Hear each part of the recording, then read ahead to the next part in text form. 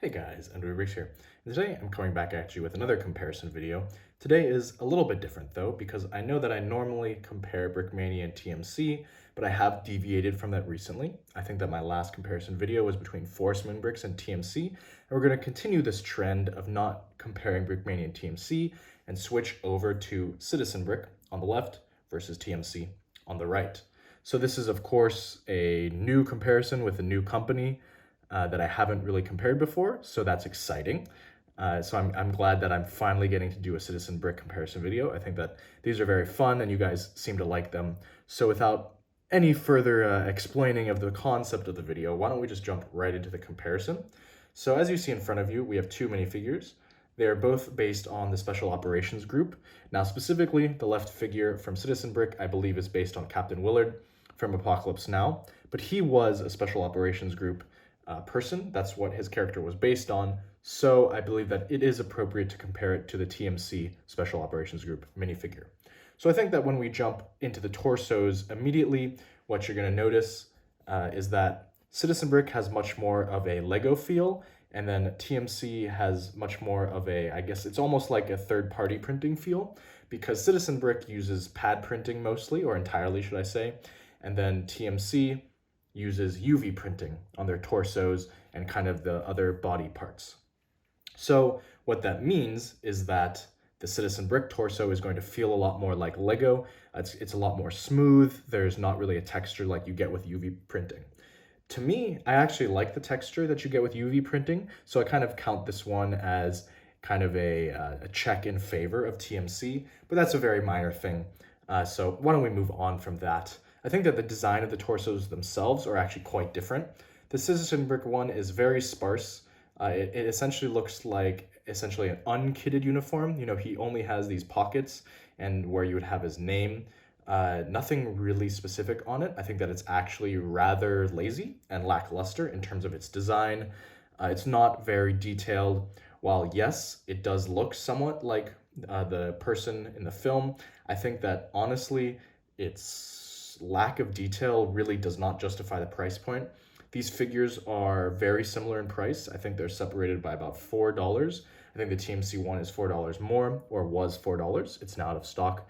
But the Citizen Brick one, it's really just, honestly, I think the best word to use is lazy and lame, the two L's, for a lot of their designs.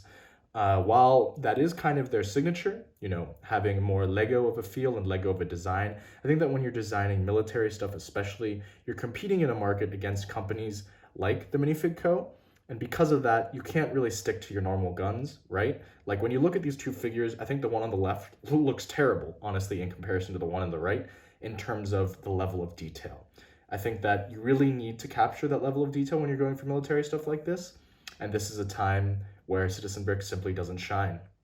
I think something else that you'll notice is that Citizen Brick does not print 270 degrees on the arms, whereas you can clearly see that TMC on both of their arms does print on those 270 degrees. So what that means is that the only portion not printed by TMC is this small inner arm, as you can see right there. So a lot better arm coverage. And I think that that's very important, especially for a camo figure.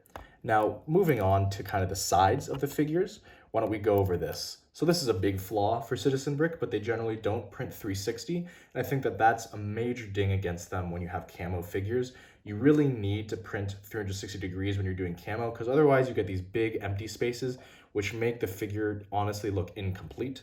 As you can see, of course, the TMC one is very detailed and has that 360 degree wrap, which I think is appropriate for camo figures. I don't think it really works when you don't print that 360 degrees. I think that's honestly just how it is.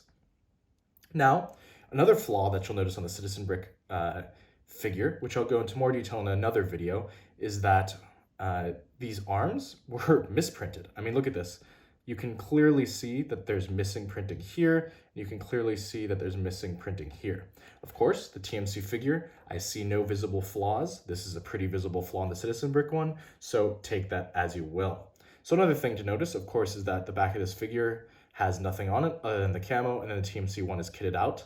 I think that is a different design choice. This person was simply, he was around camp or he was on a patrol boat or in a Huey. He wasn't necessarily ready to immediately jump into a mission scenario, which I think that the Minifig Co. one is much more essentially looks like that. It looks much more ready for battle. And then I think really the final major difference that's worth pointing out between the two on the torsos and the legs is that, of course, Citizen Brick does pride themselves on printing on the top of the boots here, as you can see, or the top of the legs, I guess we can say. And of course, TMC does not generally do this unless they have dual molded, in which, of course, it'll be covered by that dual molded plastic. But as you can see, the olive color coming through is a ding against the Minifig Co., and that printing on top of the boot is a pro for Citizen Brick.